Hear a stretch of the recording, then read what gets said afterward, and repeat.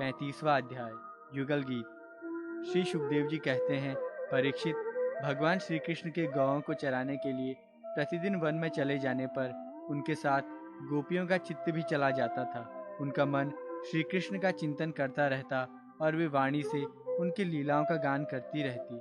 इस प्रकार वे बड़ी कठिनाई से अपना दिन बिताती। गोपियां आपस में कहती, अरे सखी, अपने प्रेमी जनों को प्रेम वितरण करने वाले और द्वेष करने वालों तक को मोक्ष दे देने वाले श्याम सुंदर नटनागर जब अपने बाएं कपोल को बाईं बाह की ओर लटका देते हैं और अपनी भौहें नचाते हुए बांसुरी को अधरों से लगाते हैं तथा अपनी सुकुमार अंगुलियों को उसके छेदों पर फिराते हुए मधुर तान छेड़ते हैं, उस समय सिद्ध पत्नियां आकाश में अपने पति सिद्ध गणों के साथ विमानों पर चढ़कर आ जाती हैं और उस तान को सुनकर अत्यंत ही चकित तथा विस्मित हो जाती हैं। पहले तो उन्हें अपने पतियों के साथ रहने पर भी चित्त की ये दशा देखकर लज्जा मालूम होती है, परंतु क्षण भर में ही उनका चित्त कामबार से बिंध जाता है। वे विवश और अचेत हो जाती हैं। उन्हें इस बात की भी सुधि नहीं रहती कि उनकी नीवी खुल गई है और उनके वस्त्र खिसक गए हैं। अरे गोपियों, तुम ये आश्चर्य की बात सुनो। ये नंद नंदन कितने सुंदर हैं। जब वे हंसते हैं तब हास्य रेखाएं हार का रूप धारण कर लेती हैं, शुभ्र मोती सी चमकने लगती हैं। अरे वीर, उनके वक्ष स्थल पर लहराते हुए हार में हास्य की किरणें चमकने लगती हैं। उनके वक्ष स्थल पर जो श्रीवत्स की सुनहली रेखा है वो तो ऐसी जान पड़ती है मानो श्याम मेघ पर बिजली ही स्थिर रूप से बैठ गई हो। वे जब दुखीजनों को सुख देने के लिए विरहियों के मृतक शरीर में प्राणों का संचार करने के लिए बांसुरी बजाते हैं, तब व्रज के झुंड बैल, गौएं और हरिन उनके पास ही दौड़ आते हैं। केवल आते ही नहीं सखी, दांतों से चबाया हुआ घास का ग्रास उनके मुंह में ज्यों का त्यों पड़ा रह जाता है। वे उसे न निगल पाते और न तो उगल पाते हैं। दोनों कान खड़े करके इस प्रकार स्थिर भाव से खड़े हो जाते हैं मानो सो गए हैं या केवल भीत पर लिखे हुए चित्र हैं। उनकी ऐसी दशा होना स्वाभाविक ही है, क्योंकि ये बांसुरी की तान उनके चित्त को चुरा लेती है। हे सखी, जब वे नंद के लाडले लाल अपने सिर पर मोरपंख का मुकुट बांध लेते हैं, घुंघराली अलकों में फूल के गुच्छे खांस लेते हैं, रंगीन धातुओं से अपना अंग अंग रंग लेते हैं और नए नए पल्लवों से ऐसा वेश सजा लेते हैं जैसे कोई बहुत बड़ा पहलवान हो, और फिर बलराम जी तथा ग्वालबालों के साथ बांसुरी में गौओं का नाम ले लेकर उन्हें पुकारते हैं, उस समय प्यारी सखियों, नदियों की भी गति रुक जाती है। वे चाहती हैं कि वायु उड़ाकर हमारे प्रियतम के चरणों की धूलि हमारे पास पहुंचा दे और उसे पाकर हम निहाल हो जाएं, परंतु सखियों, वे भी हमारी ही जैसी मंदभागिनी हैं। जैसे नंद नंदन श्री कृष्ण का आलिंगन करते समय हमारी भुजाएं कांप जाती हैं और जड़ता रूप संचारी भाव का उदय हो जाने से हम अपने हाथों को हिला भी नहीं पाती, वैसे ही वे भी प्रेम के कारण कांपने लगती हैं।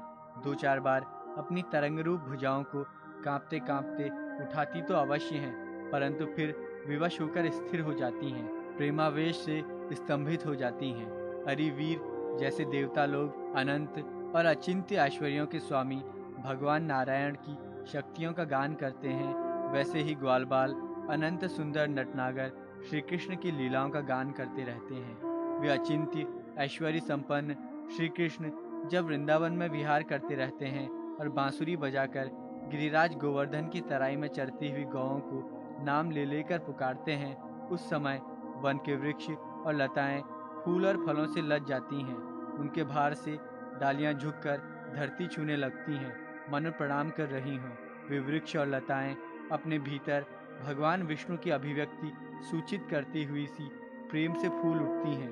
उनका रोम रोम खिल जाता है और सब की सब मधुधाराएं उड़ेलने लगती हैं। अरे सखी, जितनी भी वस्तुएं संसार में या उसके बाहर देखने योग्य हैं, उनमें सबसे सुंदर, सबसे मधुर, सबके शिरोमणि हैं हमारे मनमोहन।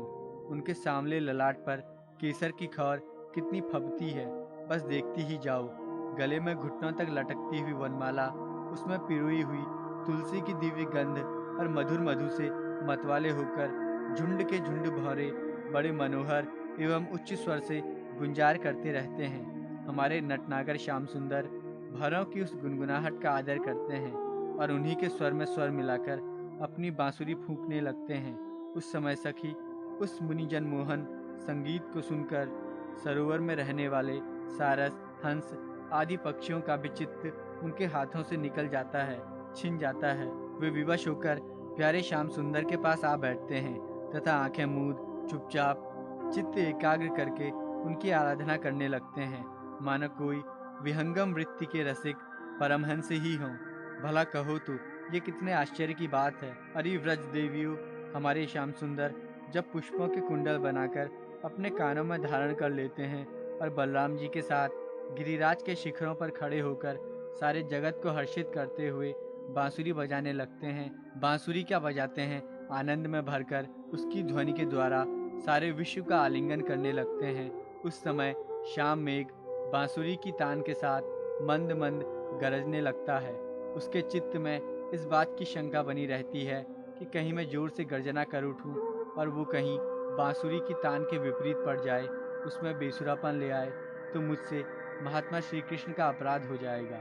सखी, वो इतना ही नहीं करता, वो जब देखता है कि हमारे सखा घनश्याम को घाम लग रहा है, तब वो उनके ऊपर आकर छाया कर देता है, उनका छत्र बन जाता है। अरे वीर, वो तो प्रसन्न होकर बड़े प्रेम से उनके ऊपर अपना जीवन ही निछावर कर देता है। नन्ही नन्ही फूहियों के रूप में ऐसा बरसने लगता है मानो दिव्य पुष्पों की वर्षा कर रहा हो। कभी कभी बादलों की ओट में छिपकर देवता लोग भी पुष्प वर्षा कर जाया करते हैं। सती शिरोमणि यशोदा जी तुम्हारे सुंदर कुंवर ग्वाल बालों के साथ खेल खेलने में बड़े निपुण हैं। रानी जी, तुम्हारे लाडले लाल सबके प्यारे तो हैं ही, चतुर भी बहुत हैं। देखो, उन्होंने बांसुरी बजाना किसी से सीखा नहीं, अपने ही अनेकों प्रकार की राग रागिनियाँ उन्होंने निकाल ली। जब वे अपने बिंबा फल सदृश लाल लाल अधरों पर बांसुरी रखकर ऋषभ, निषाद आदि स्वरों की अनेक जातियां बजाने लगते हैं, उस समय वंशी की परम मोहिनी और नई तान सुनकर ब्रह्मा, शंकर और इंद्र आदि बड़े बड़े देवता भी जो सर्वज्ञ हैं उसे नहीं पहचान पाते। वे इतने मोहित हो जाते हैं कि उनका चित्त तो उनके रोकने पर भी उनके हाथ से निकलकर वंशी ध्वनि में तल्लीन हो ही जाता है, सिर भी झुक जाता है और वे अपनी सुध बुध खोकर उसी में तन्मय हो जाते हैं। अरे वीर, उनके चरण कमलों में ध्वजा, वज्र, कमल, अंकुश आदि के विचित्र और सुंदर सुंदर चिन्ह हैं। जब व्रजभूमि गांवों के खुर से खुद जाती है, तब वे अपने सुकुमार चरणों से उसकी पीड़ा मिटाते हुए गजराज के समान मंद गति से आते हैं और बांसुरी भी बजाते रहते हैं। उनकी वो वंशी ध्वनि, उनकी वो चाल और उनकी वो विलास भरी चितवन हमारे हृदय में प्रेम के मिलन की आकांक्षा का आवेग बढ़ा देती है। हम उस समय इतनी मुग्ध, इतनी मोहित हो जाती हैं कि हिलडुल तक नहीं सकती, मानो हम जड़ वृक्ष हों। हमें तो इस बात का भी पता नहीं चलता कि हमारा जूड़ा खुल गया है या बंधा है, हमारे शरीर पर का वस्त्र उतर गया है या है। अरे वीर, उनके गले में मणियों की माला बहुत ही भली मालूम होती है। तुलसी की मधुर गंध उन्हें बहुत ही प्यारी है।